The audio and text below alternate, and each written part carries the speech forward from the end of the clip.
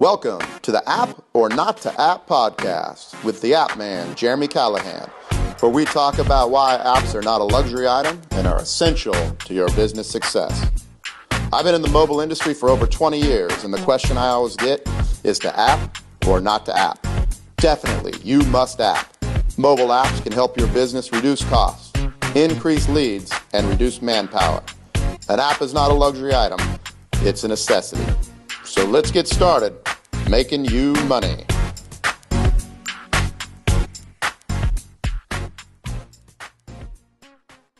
Welcome to the App or Not to App podcast. I'm your host, Jeremy Callahan, where I talk about why apps are essential to your business success. I love to give you tips, strategies, and introduce you to people who have achieved success and are out there in the world doing it. And today I'm bringing you Luke Nesler. Luke is the CEO of Impakt Media, and they focus on increasing leads, sales, and brand awareness. He has a passion for marketing, branding, and helping others. His company helps businesses with personal branding, social media marketing, strategy, sales training. He has two podcasts, Attention Equals Dollars and The Social Rap, and I think he's doing a show now, right? What's your show called, Luke? The Social Rap. Not the Social Rap. Sorry, Inside Impact. Inside Impact. Yeah. Yep. So I love him, man. He gives straight up advice. He's positive. He likes to teach people. If you're looking for someone interesting to follow on Instagram, check out Luke. He's got some interesting takes in the daily feed, as well as he's really doing some cool marketing as well. So welcome to the show, Luke. Thank you very much. I appreciate the kind words, and thanks for having me, man. It's a pleasure to be here. Yeah, man. Likewise. And so the topic for today, everybody, is you need to start building your brand on social media today. And I know my show is focused on apps. And so I always say, if you're going to launch an app, you need to get a social following and branding before you launch the app. And but just more in general, when we talk about business, even if you're just an employee or a regular person, you need a brand on social media. And so, Luke, give everybody an idea of kind of what your business is about, what you're doing with social. Yeah, absolutely. So my company, it's pretty simple what we do for our clients. We help them get attention on social media. And then the most important thing is, how do you turn that like into a customer? How do you turn that exposure into revenue? And that's what we do. So we leverage targeted social media advertising on any of the platforms you can think of, anything from Pinterest to LinkedIn to YouTube, Instagram, whatever platform, whatever channel is right for the clients. We run their targeted advertising campaigns on there to do two things: help them get exposure on their brand, build that brand awareness, and then through a process, turn that exposure, turn that awareness into leads or sales for their business. Yeah, that's great. And I know you work with some big brands, and you kind of started out in the motocross industry. What kind of brands, names can you drop on us today of people you're helping out? Yeah, so we do a lot of work in the real estate business. We have realtors, brokers, agents across the country that we work with. We just got a new business, our new company, new client that we're working with out of Boca Raton, Florida. So we're excited about that. But some of the big brands that everybody would recognize: NBC Sports as a client, Nissan Corporate for commercial vehicles as a client, Lucas Oil Pro Motocross for any of the motorcycle dirt bike racing enthusiasts like myself out there. You definitely recognize that name. But we help these big brands that have built these big organizations off of old school, last generation media. What we found is a lot of them are confused, just as confused as maybe some of them watching today, of what to do. How do I use Facebook? What's an Instagram story ads? So what we do is we come in and we help them generate revenue on those various social media platforms. Cool. And you touched on something just a minute there. I want you to expand on it for people, because I think it's important. So real estate, it's kind of an old school, let me take a picture of myself and put it in a booklet or something like that. Like, if you're a new agent, right, the one thing you need is leads. You need that phone ring. And so what's some of the things you're telling people in that space to do right now? Yeah, and really it's the same in a lot of the different niches, but we've had a lot of success and enjoy working in real estate. So even if you're not a realtor, what I'm saying is going to apply to you. Yeah. The first thing is you have to set yourself apart from everybody else. So the town that we're located in the greater Pittsburgh area, there's over 300 realtors in this town. So how on earth are you going to set yourself apart from them so that when me or my wife or my family or my friends go to buy a house, they think of you as the expert in real estate? A lot of times people are doing the same thing, Facebook Lives, posting their listings on Facebook, or maybe not even that. They're just posting it in newspaper ads, things like that.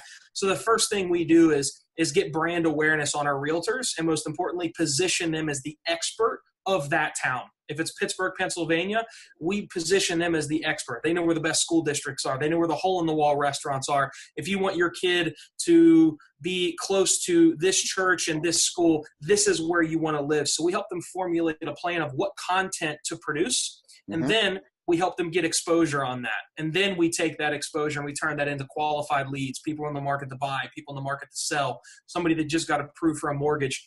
Those are the folks that we're hitting with call to action advertisements after you're already looked at as the expert of that town and the real estate expert of that town. Right. And when we talk about the expert or being the expert in your field, whatever that is, Right. One of the main things, obviously, we're going to do some marketing and things like that. That's what you do. But the main thing we're talking about here is video marketing, right? Is actually putting yourself out there on video as an expert in front of people. And, you know, I know that's something I've been doing for the last, well, about a year now. You're around maybe a lot longer than me, quite a bit longer than me. But what inspired you to start making videos as opposed to like writing a blog? Yeah, man, it's interesting. I've always had this love affair with video, even when I was a kid.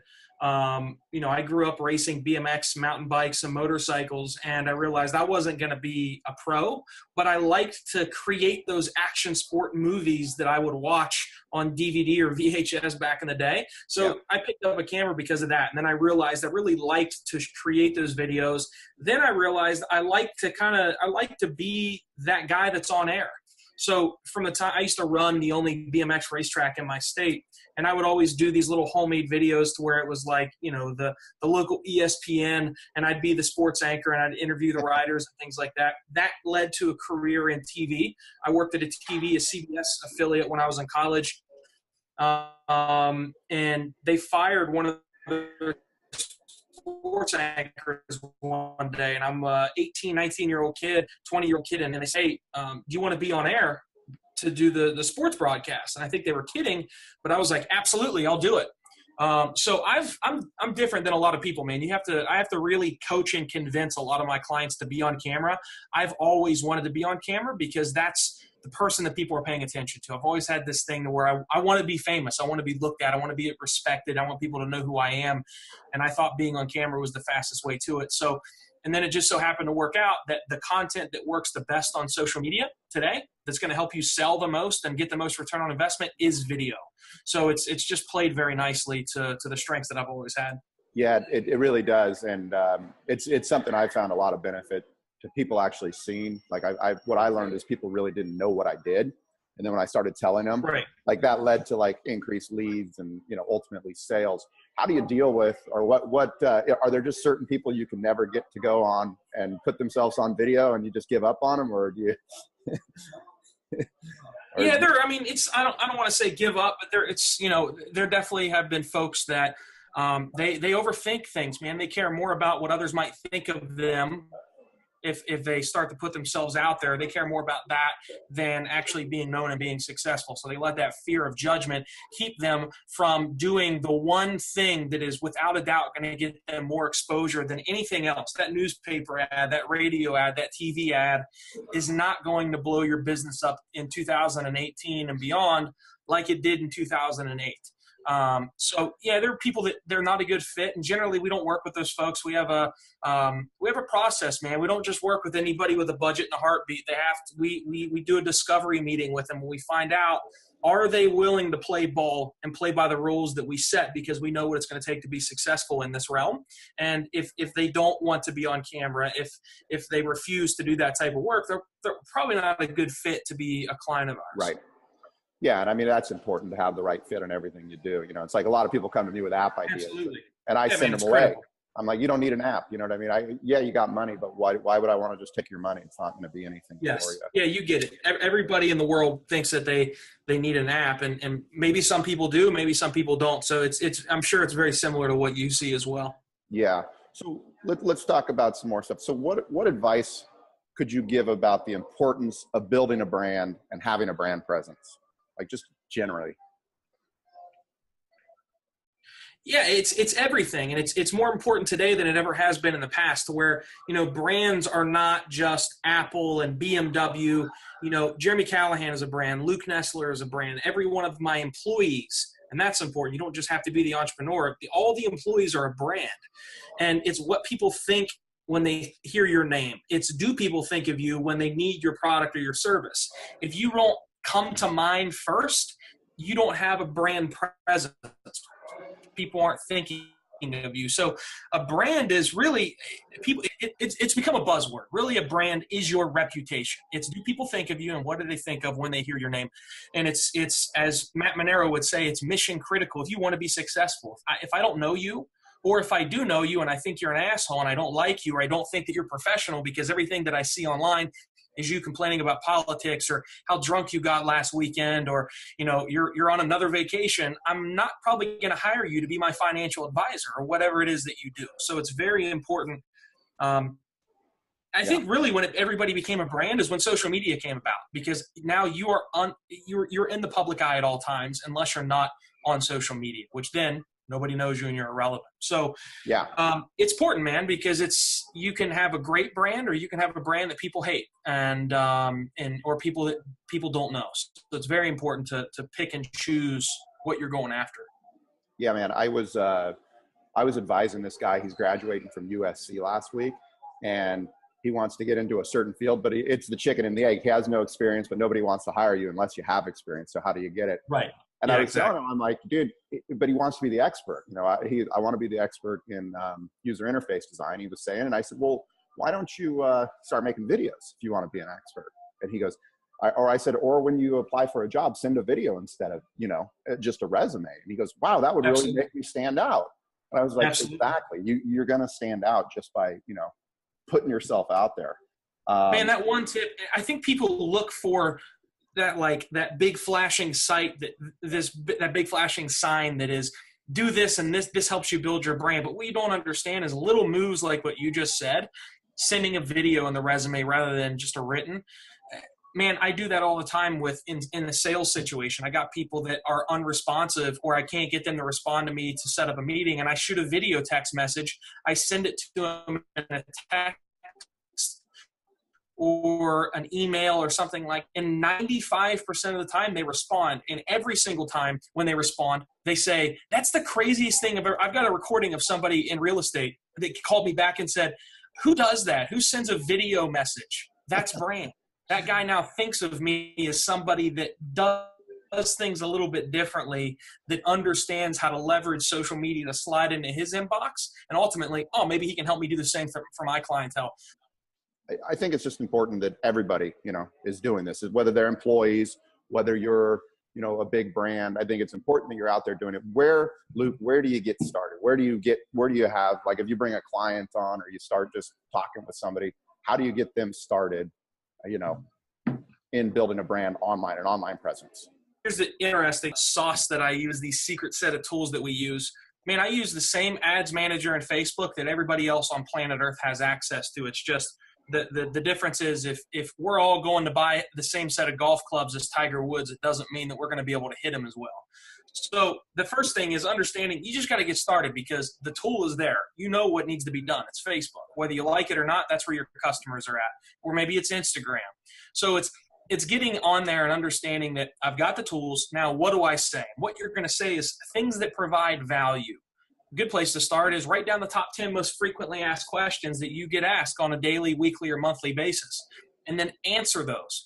Answer them in written form. Answer them in a video, a recorded video. Answer them on a Facebook Live and do Q&A. It's providing value rather than pitching and selling your product. Once you're consistent and you're putting that type of content out, the next step is to blow up that exposure and reach people that don't immediately know who you are, your immediate Facebook friends. So the way you're going to do that is targeted advertising. There's training tools. We have one, Impakt Marketing Academy. You can go on YouTube and learn how to do this stuff. Or if you're somebody that already spends money on advertising, you probably want to hire an expert to do this as well. And that's when you would call a company like myself, or there's, other companies out there that do similar things. Cool. So you had mentioned something there I wanted to kind of expand on a little bit. Like, I'm seeing all these really cool people that are doing stuff in the Instagram feed up at the top. They're running kind of ads, the swipe up ads, some of the different things that are going on. Yeah, those are huge, man. Yeah, and I know some of the people on your team, a couple of the girls are using maybe like Adobe Spark or something like that. I saw them create a quick video. I don't know where I saw it. It was on your channel or something. But the importance, I think, of having like like a coach, not even a coach, but just like somebody you're leaning on for this, like the commitment's so much higher when I'm trying to create everything myself as opposed to using someone like you. So what can you tell the listeners today about kind of like those ads and kind of the results you're seeing in the Instagram video ads here is what I'm asking about. Absolutely. Yeah, well, first off, it's a matter of, you got to understand that where we as a consumer, where we pay attention, it changes. So Instagram stories weren't there 24 months ago, but now not only are they there, an Instagram story, which like you said, it's the little 24-hour videos that are at the very top of Instagram, those are more popular and more consumed by the Instagram feed, what's actually in the feed where you're swiping down. So we have a client that increased their sales by 21% in 60 days. They cut their budget more than in half. They cut 70% of their budget from last year out. They allocated all of what they had remaining this year. They allocated it to us. We ran Facebook ads and we ran Instagram story ads. And those Instagram story ads were the driving force behind a 21% increase in sales. Now, this was a ski resort client. So it's not just, the little, quilt shop next door or the cupcake shop downtown. It was a very big business that was using this and seeing results from it. So if they saw results from it, you absolutely can too. And here's why. It's super simple. It's where people are paying attention on Instagram more than the Instagram feed.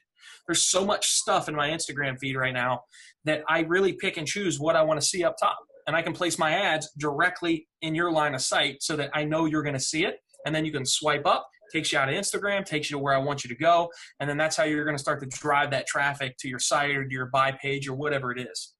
And are you also, so all my friends are up in the top, right? And I'm scrolling through them, but always after I go through the first one, it's always an ad after that. Are you doing anything running those ads right there in the top as well? Yeah. So those are called Instagram story ads. Exactly. Okay. So there might be one after the first friend that you look at, then you might punch through 5-6 people, and then there's another one from a different brand. So those are Instagram story ads. They're created differently. You have to really know what's going to grab their attention. So bright colors, things that look different. We use a lot of really simple video animation that it works really well, because I'm going through and I'm seeing your video, my friend's video, my sister's video, my wife's video. Then all of a sudden I see this motion video animation that pops up and it grabs my attention because it's different than the first 5 things I looked at.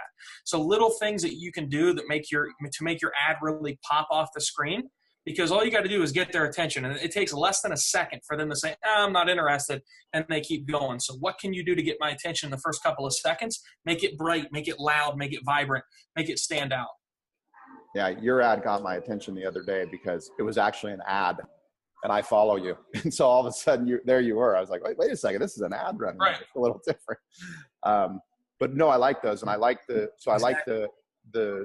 stories, the story ads, and then the other thing I'm seeing is in line. I'm starting to see people use video once you scroll down, kind of in their feed, they're actually using videos as well, and some of those have captions on them. So I think those 3 things are catching my eye the most right now. Cool. So absolutely. How do you see like things shaping up?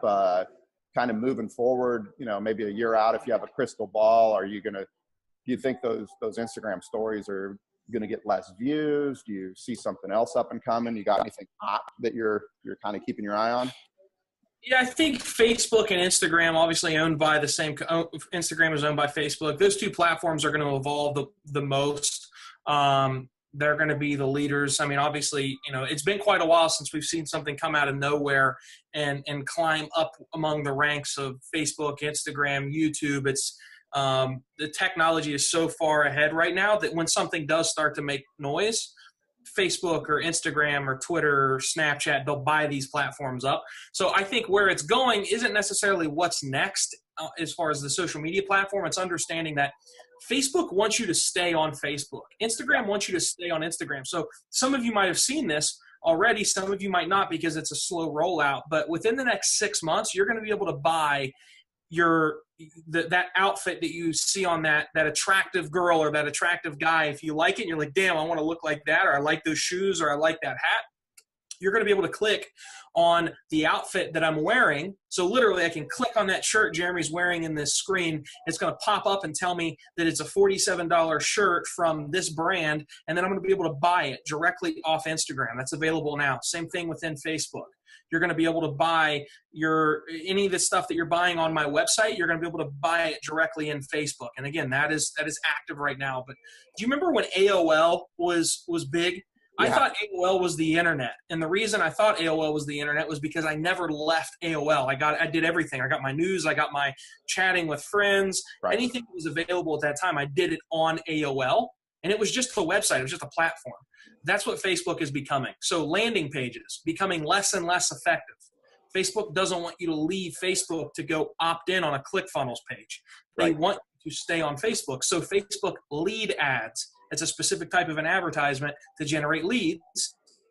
And it is the alternative of clicking on an ad and going to my site and converting as a lead there. It's staying on Facebook. And it's saying, here's my name, phone number, and email with a click of a button. Those are becoming really effective. So the big changes are going to be buying right from the social media platform, opting in right from the social media platform. Those are the big ones. And I'm glad you said that. And I want to, make sure everybody really hears that clearly right there is that, one of the things that in what Luke said was buying something directly from an app. Okay. And the reason I want to say it's important because we've been doing this work with Europe has this thing coming out. It's called GDRP, General Data Protection Requirements. And what that means is that you can get somebody's email, but then you can't email them. So like if you think about how everything's set up now, it's you click on an ad, you give me an email, so I give you a free product, and then you're in my cycle and I email, and then eventually you buy. Last night I was buying a pizza from Roundtable, and I was like, why do I have to put in my email to buy a damn pizza? I just want to buy the pizza.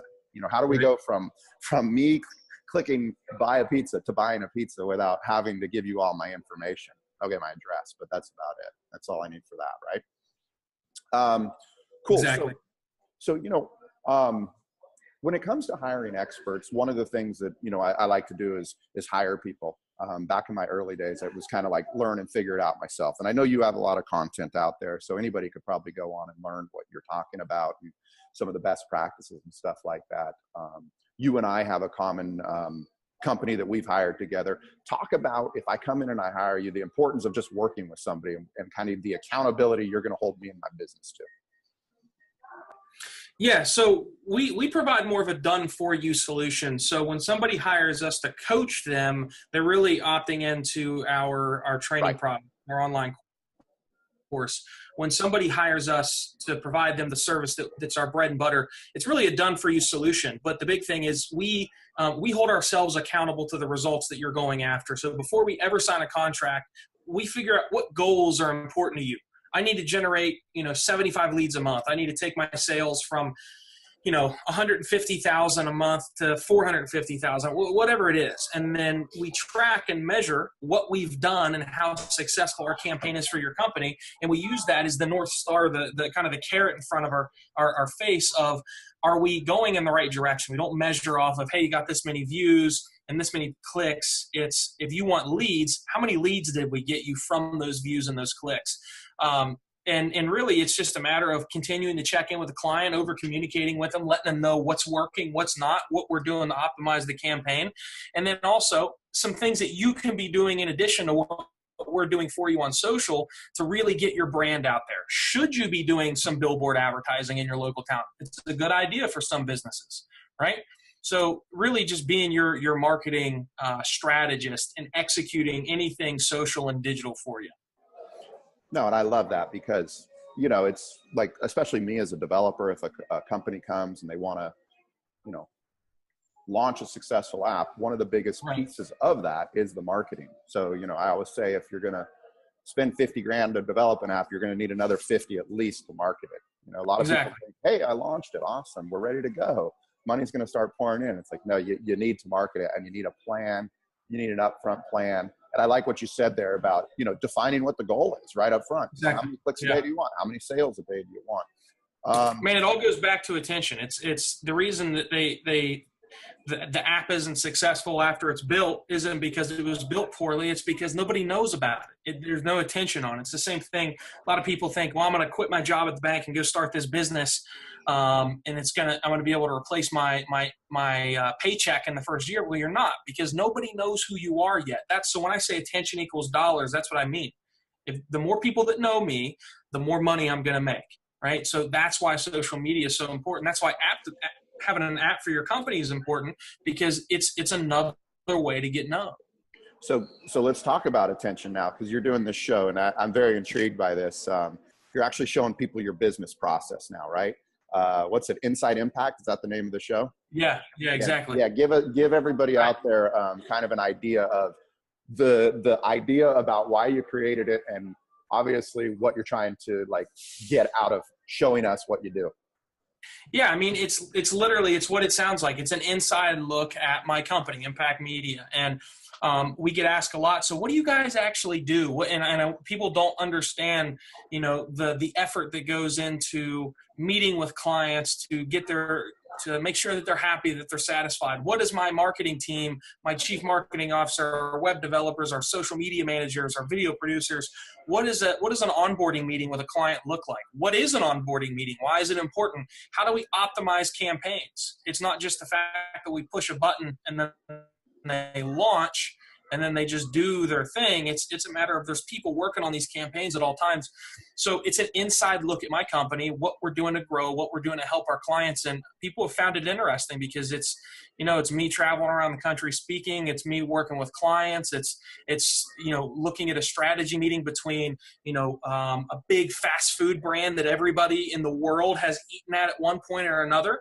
It's really exciting things like that people don't get a chance to see. And when you see it, it clicks and it makes sense. And the reason that we do it, the big reason, I want you to know me, like me, and trust me. And I want you to think of me before you think of any of my competitors. Because if you do all of those things, I'm going to get the first crack at your business as opposed to my competitor who's probably going to lose to me. Yeah. And I love that. And here's the other thing that I really love and I want to get your thoughts on. So one of the things I noticed, slowly you're starting to show me your team. And I've been talking to people about this kind of at a higher level when they show their business. I'm like, hey, it's cool that you're talking and everything, but ultimately when you come on board with me, you might be working with Ray, or you might be working with Tim, and it's important that those guys have something as well. Right. That's why those, the two girls that were doing I think they're doing like Adobe Spark or something like that. I was like, wait a second, this is cool. I'm actually, I see you out in front all the time, but now I actually see the people behind the scenes that I might be working with on a day-to-day basis. It's so important. That's exactly right. And people miss that. And here's the thing. You don't have to have a videographer that follows you around with a camera and a team of editors to show that. Man, pull out your phone and do a Facebook Live of your team. If there's 5 people on your team and I'm going to be working with John, Shirley, and Janet, then show me John, Shirley, and Janet and let me meet them, because that's who – I need to know them, like them, trust them. And if I do, I know your team as opposed to your competitor. I don't know them. I just see their ad